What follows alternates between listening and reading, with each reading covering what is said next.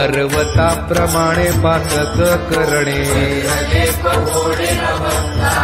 नाही ज्यासी भक्ती तो पतित अभक्त अनंत वाचाळ बरळती बरळ ज्ञानदेवाप्रमाण आत्मा हा निधान हरिमुखे म्हणा हरिमुखे म्हणा पर्वताप्रमाणे पासक करणे नाही ज्यासी भक्ती तो पतित अभक्त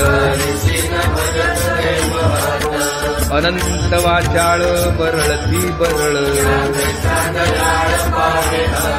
ज्ञानदेवाप्रमाण आत्मा हा निधान हरिमुखे म्हणा हरिमुखे म्हणा